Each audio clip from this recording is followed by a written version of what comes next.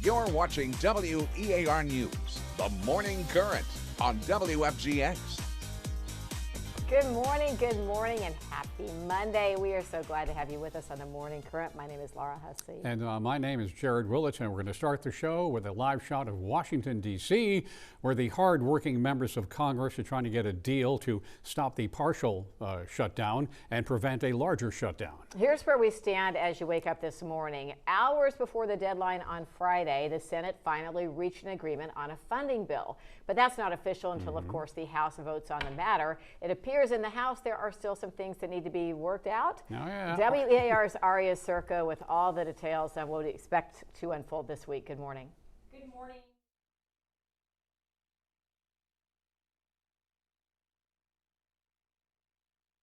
Throttle. On Tuesday, the House is expected to vote on the funding package that passed through the Senate last week. The legislation backs most government agencies through much of the year, except the Department of Homeland Security, which will only get funded for 2 weeks while lawmakers work to reform DHS's immigration operations.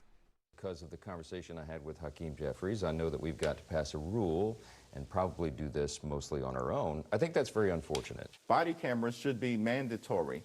Masks should come off. Judicial warrants should absolutely be required, consistent with the Constitution in our view, before DHS agents or ICE agents are breaking into the homes of the American people or ripping people out of their cars. This partial government shutdown is expected to last until at least Tuesday, while Washington, D.C. tries to come to some sort of agreement. This time, the partial shutdown will not result in tens of millions of Americans losing their food assistance benefits, but other travel could be hindered, and some people might not be able to get their hands on certain federal loans to buy homes or operate small businesses. Laura, Jared?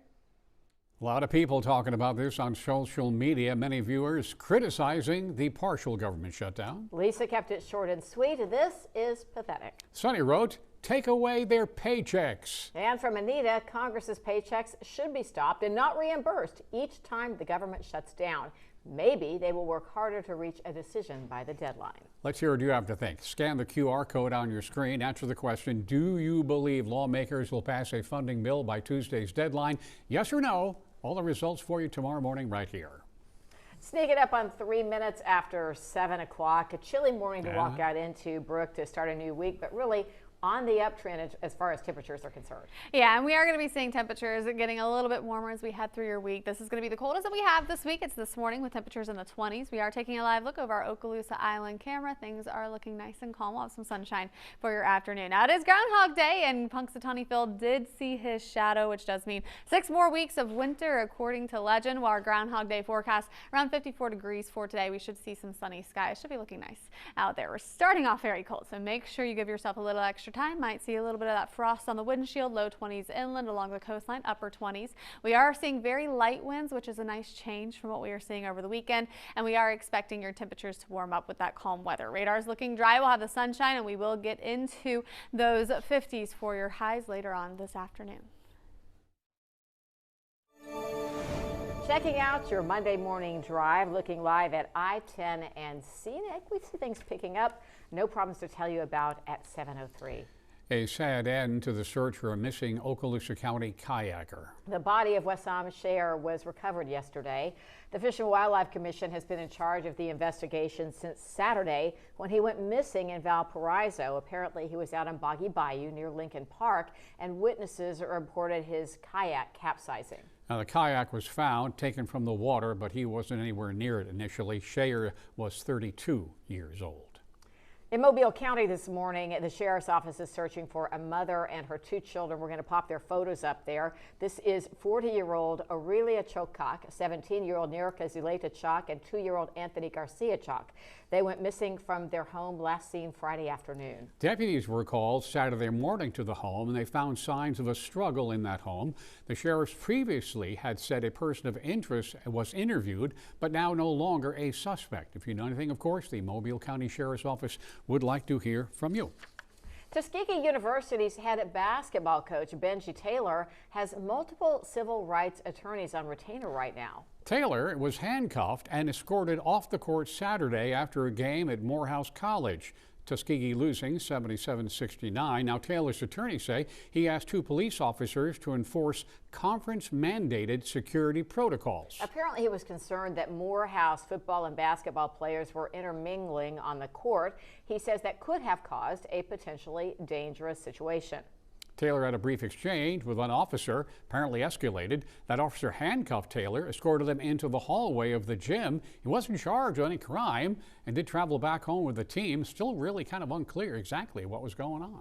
We have new information right now on a story we brought you last week about people in Century and how they could be affected by this rate increase. They're facing a rate increase of $10 plus after switching to a new solid waste provider. They were paying the town $27.44 for a once-a-week pickup from Republic Services. Waste Pro now charging $37.91. Yard waste and garbage pickup, quarterly bulk pickup as well.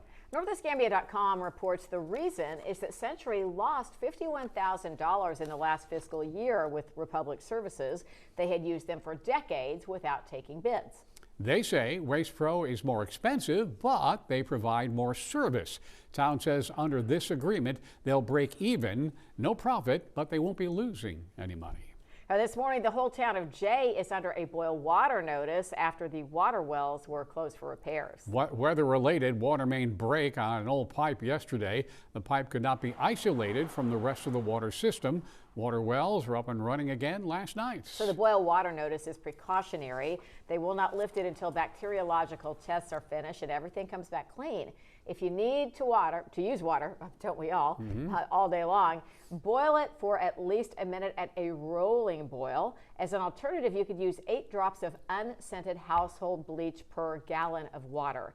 They've tested 2 samples at this point. That usually takes about 48 hours. We love to see what's going on in your world here on the Morning Current. The easiest way to do that is send us some pictures, send us some videos. You can text WEAR-TV to 95577. Easier still, just chime in from our websites. Coming up, a 5-year-old now home after being detained in Minnesota. How long he spent in the detention center and what might be coming next. President Trump announcing the Trump Kennedy Center will be closing for about 2 years. What's going on? We'll explain. So right now, Well, I've been underpowered all morning on my coffee. We're going to have a coffee break. Please join us.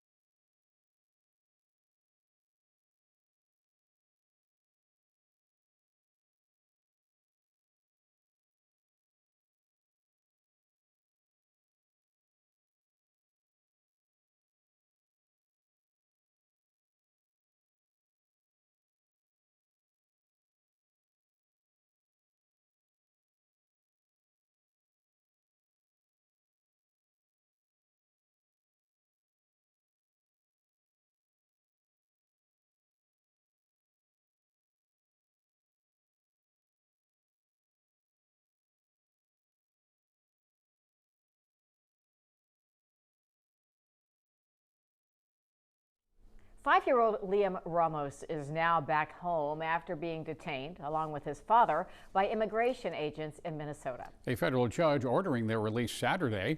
Judge accusing the administration of pursuing, quote, daily deportation quotas. They spent about a week in a Texas detention center. The administration says Liam's father is an illegal alien from Ecuador who tried to run from agents and abandon his son. Yeah, officials say that they tried to hand Liam over to other family members, but they refused. Advocates for the family say he was just a few feet away, the father, looking for help. They also say the family arrived in the U.S. through a port of entry and took legal steps to seek asylum. The administration now appealing that release. If successful, both could go back to the same detention facility. A hearing is expected sometime this month. The Kennedy Center in Washington could be taking a long intermission, possibly closing for 2 years to be rebuilt. The complex will be closed as of July the 4th. The president says it'll undergo construction. It calls it tired and broken in bad condition. This comes shortly after the name change to the Trump Kennedy Center. The president was named chairman of the Kennedy Center by his hand-picked board. Several performances have been canceled since. The Washington Post reported in October that ticket sales had plummeted. Of course, we'd like to know what you think. Scan the QR on your screen. Here's the question. Do you believe the renovations to the center are necessary? Yes or no? Results we will share tomorrow. Such a mystery in Arizona this morning. The mother of Today Show host Savannah Guthrie is missing. 84-year-old Nancy Guthrie last seen Saturday night at her home in Tucson. Family members reported her missing Sunday about noontime. Pima County Sheriff's Office investigating. Search and rescue teams, homicide teams, and detectives have been at her home. Yeah, the Pima County Sheriff says aspects of the scene at the home have caused what he called grave concern. Did not give details on exactly what was found, but foul play has not been ruled out. Nancy is described as having some physical ailments, but not cognitive issues. The Guthrie family said in a statement they are thankful for the outreach, thoughts, and prayers. There we have it. Look at that. Beautiful live shot from San Francisco this morning. This is the Oakland. Oh, I'm sorry, Golden Gate Bridge. This is Oakland. Got to give you your due. The Oakland Bay Bridge, which is less than an hour north of Levi Stadium, home of the Niners and the site of Super Bowl 60 in Santa Clara. The Seattle Seahawks versus the Patriots, of course, Sunday. Teams also met at the Super Bowl way back in 2015. In that game, a late game-winning interception by the Pats sealed their victory. The Seattle Seahawks looking to their Northwest Florida talent for leadership. This is so cool. Pine Forest High alum Devin Witherspoon has been named captain for the defense. He's cornerback. Graduated from Pine Forest in 2019, heavily recruited to D1, played at Illinois. Good. I was about to say good luck, but we've got to be fair and love everybody. We all do, however, love Bad Bunny. Of course, he will be doing the national anthem at the show. Can't wait for that one. Brooke really can't wait for that one. Actually, I believe Green Day will be performing opening ceremonies, getting their little bit of fame for the Super Bowl. And that's all happening Sunday, of course. And we'll have much more between now and then. But last week we asked, what do you watch the Super Bowl for? There were 3 choices. 25% said football, 25% said commercials, 10% said the halftime show, and wow, 40% said they are not watching. I go for the food at the party. Oh, there's that. We're also counting it down to the Winter Olympics in Italy. Milan is hosting along with Cortina. Game starts Friday, February 6th, opening.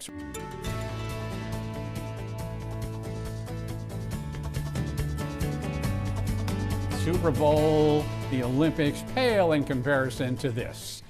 Live from Gobbler's Knob, everybody. It just looks like so much fun. I mean, people have been having a great time all morning long. We've been watching it, so it's fun to see.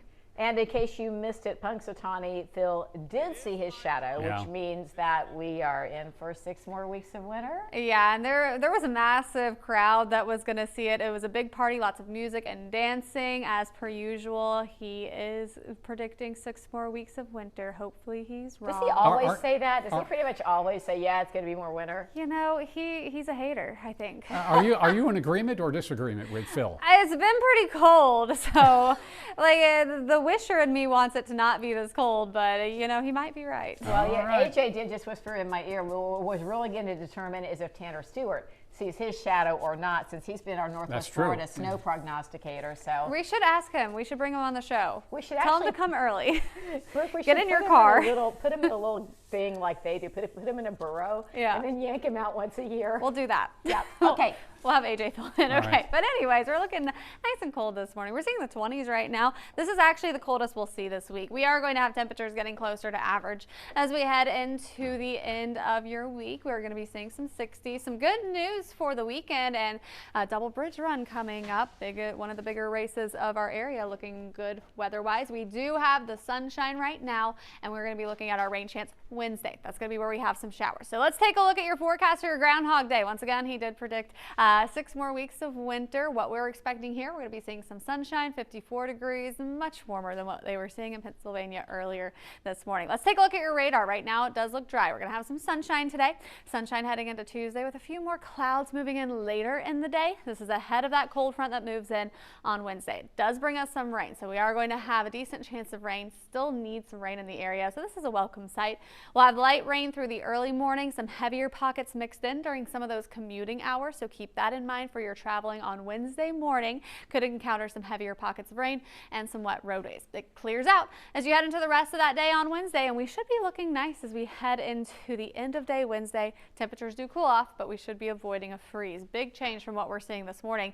Low 20s still inland along the coastline. We're in those upper 20s. We'll start to warm up now, but this is the coldest that we'll see this week. We're going to be seeing our high around 54 for today, warming up Tuesday, Wednesday around 61, 64, and then we have temperatures drop behind that cold front briefly. We'll still wake up in the 30s Thursday morning, but we should be in the mid 30s, so avoiding that freeze. 51 for that high, and then we get back into the upper 50s heading into Friday, 60s heading into that weekend, so it should be looking a little bit nicer. Let's take a look at your Seatone Marine forecast. We do have 1 foot for the Gulf. Winds out of the north-northwest at about 5 to 10 knots. Should be nice and calm out there if you are heading out on the boat. And we are also looking at your yellow flags flying, with a good chance we will see green flags later on today. Let's get you through your week ahead. We are looking at some cold temperatures this morning. We're in the 20s. We will be getting into the 50s for your highs today. Sunshine. Some clouds moving in on Tuesday ahead of our cold front on Wednesday. Wednesday is when it does bring us that rain chance. You can see temperatures a bit warmer with that as well. Wake up in the 50s on Wednesday morning. Going into the rest of your week, we will have temperatures settling into average. We'll be around 51 Thursday. You can still see 30s, but no freezing. And then as you head into your weekend, we'll see the 60s, mostly sunny skies, looking gorgeous Saturday and Sunday. Checking out your Monday morning drive. This is a live shot at 110 and Airport. Somebody's having a little trouble over there, pulled over, but traffic is moving smoothly at 718. Hollywood and more, remembering 2 actors lost.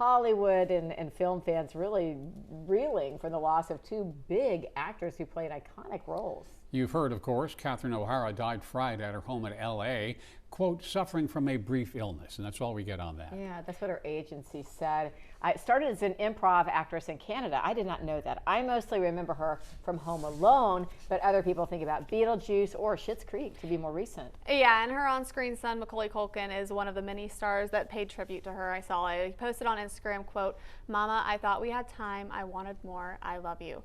O'Hara is survived by her husband, Beau Welcome, and sons, Matthew and Luke. The private celebration of life will be held by the family. She was 71 years old. I remember the scene in Home Alone when she's on the airplane and she realizes, Yeah.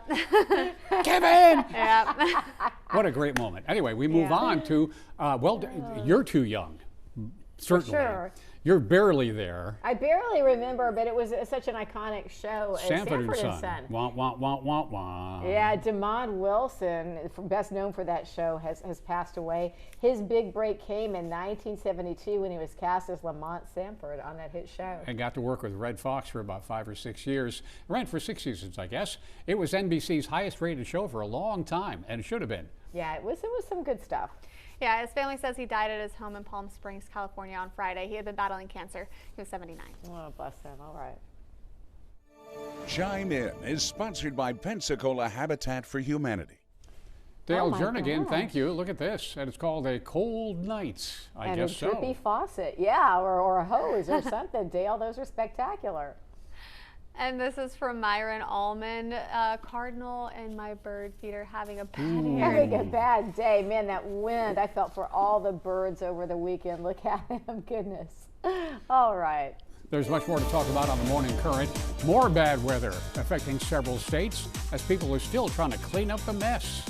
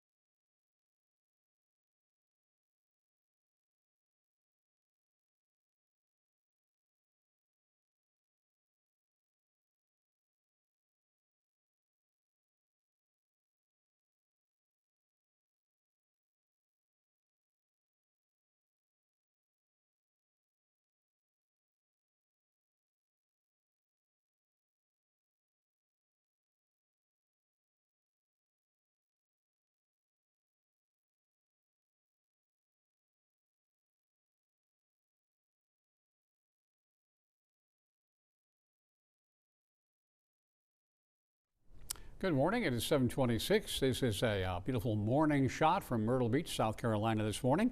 Looks a bit chilly there, don't you think? Yeah, dusting of snow on the boardwalk as we look at the beautiful Atlantic. A cold morning there and cleanup going on all over the southeast, really just kicking off the cleanup after a powerful winter storm. One of the biggest in North Carolina's history. Charlotte getting about a foot of snow. Outer Banks, take a look. Another one bites the dust, right? House collapsing into the ocean. Driving conditions were hazardous at best. More than 1,000 crashes in North Carolina alone. Big problem now is cold. Oh my goodness, it's going to plunge into the 20s. I mean, we've been seeing it even here in Florida. Parts of the South are still without power more than a week after that separate storm hit the region. Remember last week, more than 30,000 customers in Tennessee, for example, still in the dark. You know, going out in it just for like 10 seconds was enough for me. Oh, same, You know, same. Yeah, we literally only went out maybe 1 second on Saturday. However, there are some people, Laura, that are sturdier stuff than you and I. They are overachievers in this life, and we happen to work with one of them. Meteorologist Brooke Richards said, oh my gosh, you did a run and a swim, a 10-mile run and a 2,000-yard swim yesterday? Well, I ran Saturday. Yesterday is when I swam. It was cold. It was a bad idea. It hurt. Oh my gosh. Yeah, I couldn't feel my face. I swam with a couple other friends, and we were trying to talk afterwards, and I couldn't talk because my face was numb. Can I ask a question? Is it why? What's wrong with you? I was going to say why. It makes you feel alive, you know? It's fun. You are one of the most alive people we know, that we know, and we love the evidence, the photographic evidence. Yeah. Okay, not as bad today. I'm sure the water's still plenty cold. Yeah, the water was pretty cold. Some of our watches were indicating that the water was like 50 degrees, just at 50. So it was very cold this weekend. We are looking cold right now as well. So if you are making your way out and about, bundle up. We do have the 20s. Good news is temperatures will get above freezing tonight.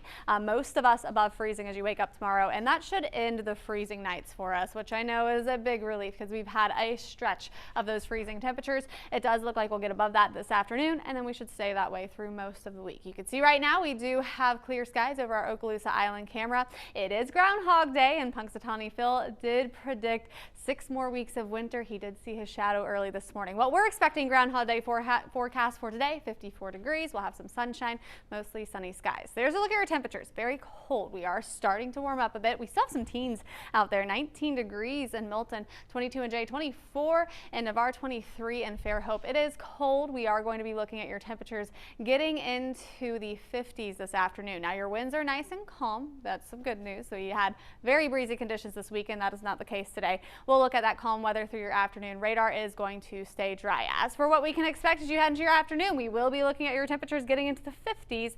That's where we'll top out for your highs today. Looking nice, and we are seeing some nice weather as we head into this upcoming weekend. Some break from that cold weather we've had the past couple of weekends. Checking out your Monday morning drive live at 110 in Maxwell. Things are picking up but moving very smoothly. Just be careful when you head out. This will be interesting this coming week. This week, Escambia commissioners will talk about customary use of beaches on Perdido Key. It is up for discussion Thursday at what they call their Committee of the Whole meeting. You may recall last year, Governor DeSantis repealed a 2018 law that allowed beachfront property owners to close off portions of the beach that customarily over the years were public. Now, it puts the power of regulating beach access in the hands of local government. A lot of members of the public, owners of beach condos on Perdido Key, have spoken at commission meetings over the last few months. Thursday's meeting starts at 9 o'clock. We'll be there. But I'd love to hear from you right now. Scan that QR code and answer the question. 91% saying yes to this. Should all beaches be made public? Let us know your thoughts, and we'll have the results tomorrow. Let's talk about Jeffrey Epstein. The Department of Justice says it has now completed their review of the Epstein files. That from Deputy Attorney General Todd Blanche. Now, this comes over a big dump over the weekend. 3 million files released. It includes 2,000 videos and 180,000 images. Now, attorneys for Epstein victims are asking the court to order the DOJ to take down the Epstein files website. Lawyers contend that widespread failures by the DOJ to redact names and identifying information of Epstein's victims. These attorneys write that since the DOJ started posting material to this website last month, they have been in near constant communication with the department trying to correct redaction errors. They say they had an expectation that such failures would not recur. These attorneys represent more than 200 alleged Epstein victims. A government official and a top royal from the UAE putting $500 million into the Trump family's cryptocurrency venture. This happened last year. We've learned about it in a Wall Street Journal report from Saturday. The royal, not named specifically, they're calling him the spy sheikh, the UAE's national security advisor. He is the manager of the country's largest wealth fund, and he took a 49% stake in World Liberty Financial. Now, the company's only known investor besides founders. Founders are President Trump and Steve Witkoff, co-founders, families-run company. Happened months before the administration greenlit the sale of advanced AI chips to the UAE. They were looking to access these advanced chips from the U.S. The Biden administration had been blocking that. Now the Wall Street Journal reports under this crypto deal, the Trump family got $187 million, the Witkoff family $31 million. The White House has told the Wall Street Journal there are no conflicts of interest. AI, we'll talk about it more here. Is it really to blame, do you believe, for recent workforce cuts at big companies? Maybe not. Check this out. Amazon, for example, cut 16,000 jobs last week. The CEO, Andy Jassy, said it was, quote, to reduce our total corporate workforce as we get efficiency gains from using AI extensively across the company. Expedia, Pinterest, Dow all have linked changes to their workforce to AI. The experts say it takes time to adjust to a smaller workforce using artificial intelligence. Say a lot of companies are probably not quite there yet. Rather, they are still scaling back from a glut of hiring during the pandemic. Goldman Sachs says the overall impact of AI on the labor market right now remains limited. Some industries that might be feeling it: marketing, graphic design, customer service, and tech. But a lot of observers say AI is less to blame than that COVID job glut, as well as companies who are just dealing with some old-fashioned bad earnings. Well, what do you think? We'd like to know. Scan the QR on your screen, and we're asking the question, are you concerned? You have some fear of AI taking your job? Answer yes or no. Nearly 3 million people here in Florida are facing hunger, and more than 800,000 of them are children. Those numbers come from Feeding America. So we are hosting the Super Bowl, that's SOUPER, food drive, collecting money, of course, and non-perishable food items. It'll benefit men of food pantries to make sure that children in Northwest Florida have enough to eat. You can scan a QR that we've got up for you, or we'll get that up for you. There you go. And that is easy if you just want to make a cash donation. You could also come and do it in person at our Super Bowl of Caring event. That is Friday, this Friday, at the Walmart on Mobile Highway from 6 in the morning till 6 in the evening. On the list of the most needed items would be canned chicken, canned tuna, canned fruit, peanut butter, and yes, microwavable meals. The 2026 Grammys in the books now. Music highlights, fashion highlights, and more. We're going to bring you the best coming up. Going to Vegas? You want to get one of those really cheap buffets? Not anymore. On the way. Even a cup of coffee in Vegas costs you $12. So this one is like really appealing. I burn my mouth like really bad. It's hilarious. I can't drink the coffee, so I'll just watch you. Oh. I'll try to do it in my style. Yeah, watch him enjoy it.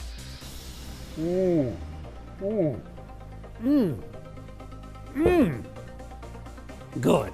That was overkill.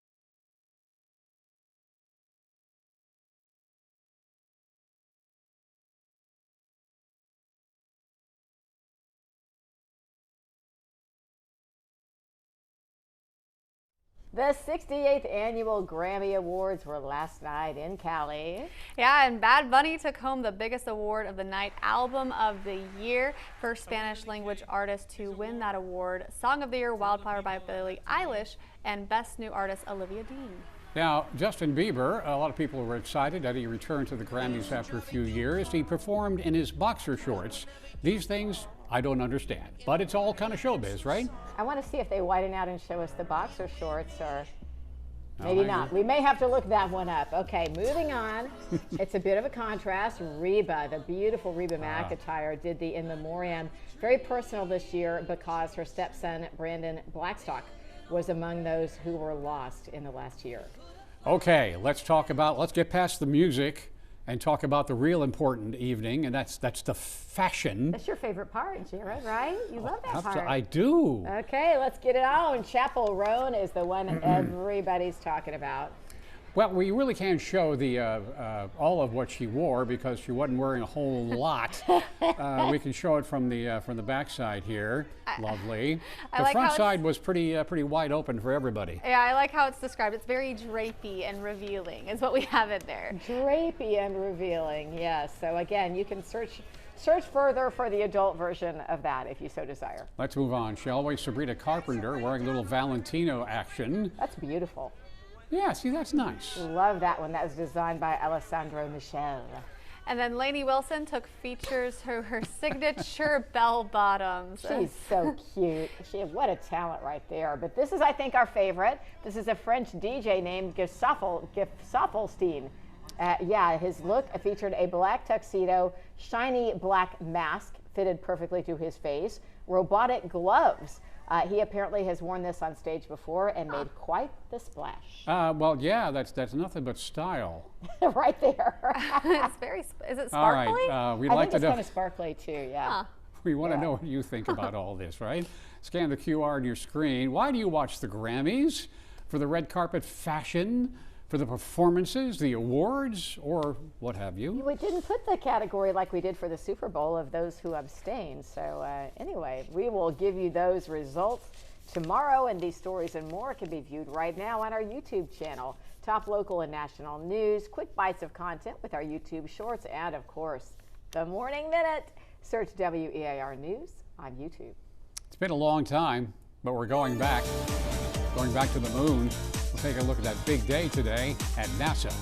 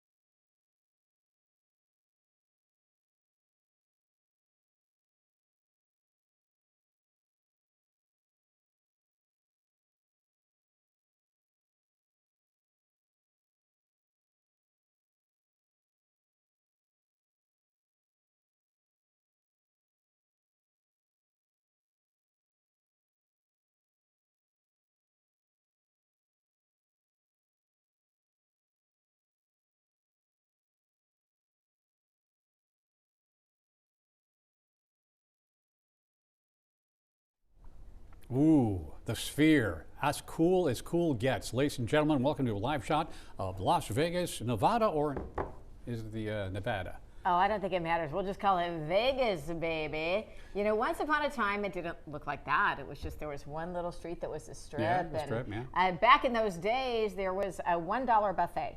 A $1 buffet. Just wanted to let you know that you're never going to find that again in Vegas. Apparently, the first Las Vegas opened 80 years ago with the buffet. Now it's $1 for the Buckaroo buffet, right? The Buckaroo. The Buckaroo buffet. Ooh, it was cold cuts and cheese. Ooh. Honestly, that's pretty good. They were meant to be quick and cheap, gets people back to casino floor faster. I mean, it's basically a charcuterie board.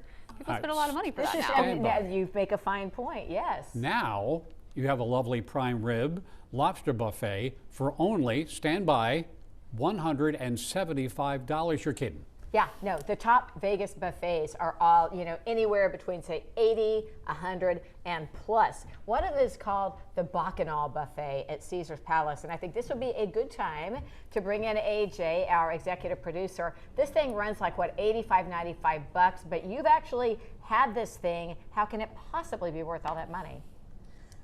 Yes, we went for our honeymoon. I've been to Vegas like 3 times, I think, since 2021.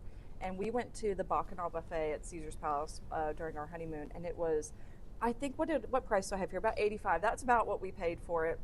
All of them, I looked them up overnight. They all kind of range. It depends on the day. You know, it may surge in price. But it was the biggest buffet I've ever seen in my life. They have everything, I mean, for every kind of food from every country you can think of, like, and it is massive, but you are treated, and you're treated like cattle. They bring you in, they line you up, and there are hundreds of people waiting.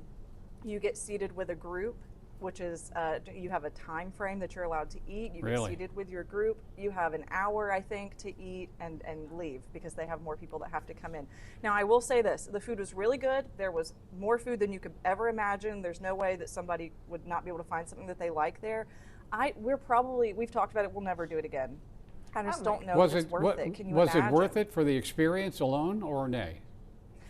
I'm glad we did it. I am glad we did it. I was the one that was really like, we have to try a Vegas buffet. That's like a famous thing. And I did the research and picked the one. I picked like a really expensive one because I wanted to go to the best one.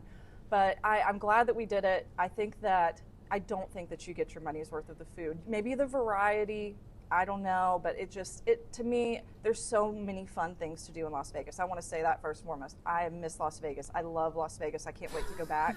There's a lot more fun things to spend your money on than one of the buffets. And there's so much good food in Vegas, so go find something else better to eat.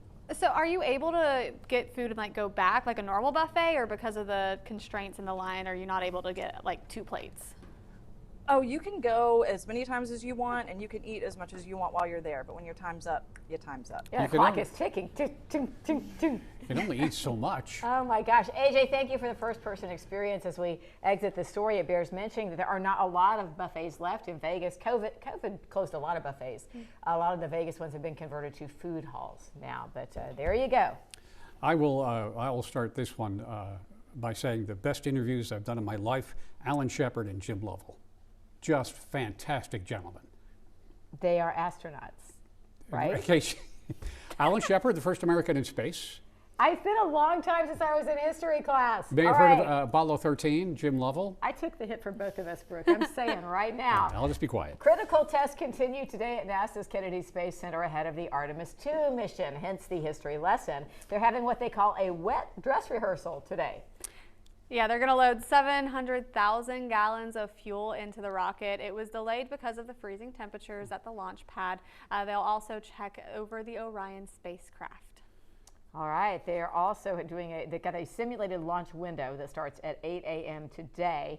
That will last through midnight. The actual launch will be no earlier than next Sunday if you're taking notes on your calendar.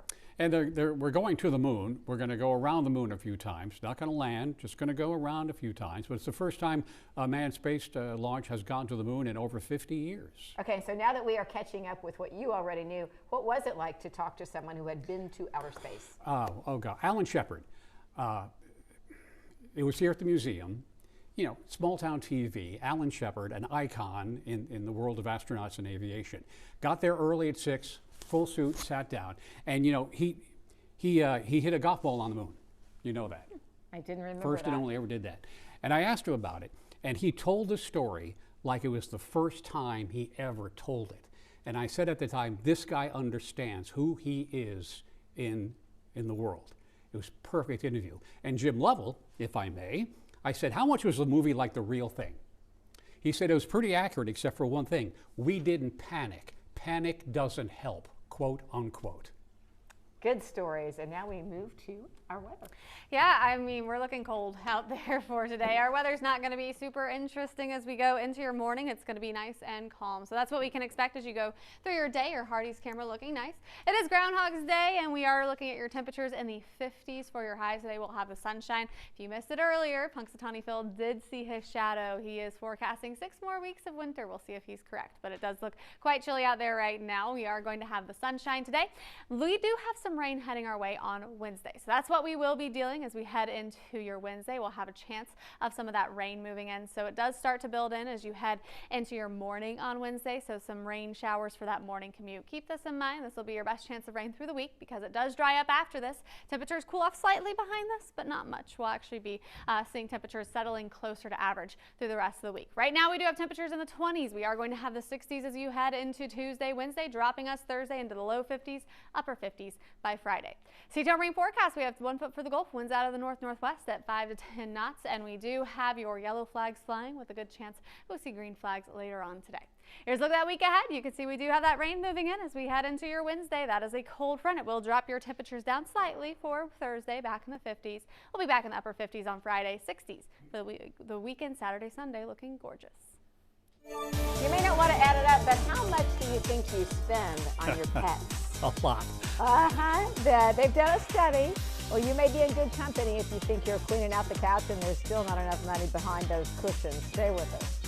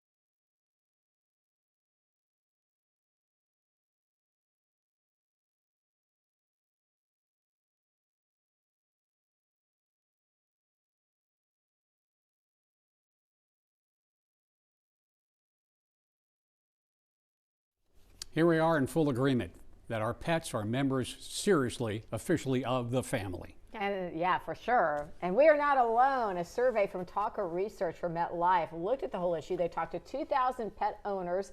65% said they will make budget cuts to their own lifestyles before they would mess up their pet's lifestyle. Yeah, 66% splurge on high quality food. 61% say their pet goes to the doctor just as often or more than they do. And Pep's parents spend about $1,100 on medical expenses in 2025. They say a total cost for a pet in 2025 was $2,360. That seems a bit strong. That seems high. It yeah, does. We've done it for less, so don't let that scare you off. It's worth it, though. 85% of the owners said their pet was their main source of happiness in 2025. Vanessa says we should claim them as dependents. Boy, isn't that the truth? I think people have tried. Yeah. We want to hear from you. We're going to pop up a QR for you. Scan that and tell us, do you spend more on your pet or on yourself? Chime In is sponsored by Pensacola Habitat for Humanity. All right, Michael Christian, thank you. Put a water hose on a tree Saturday evening and took the pictures on Sunday morning. There you go. It's spectacular.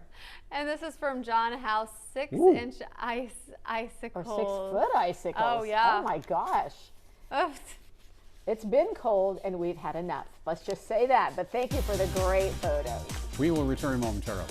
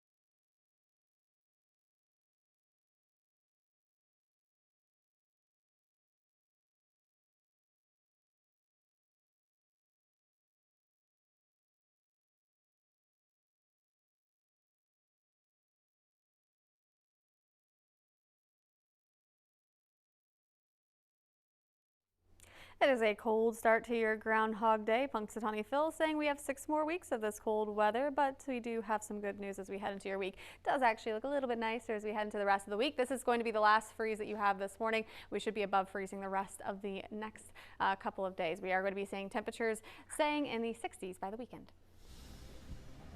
Thank you so much for joining us on the Morning Current. Well, I just felt like I talked a lot today. I was going to let y'all have it, but we're so thrilled you spent some of your Monday morning with us, and we hope we'll see you back here tomorrow.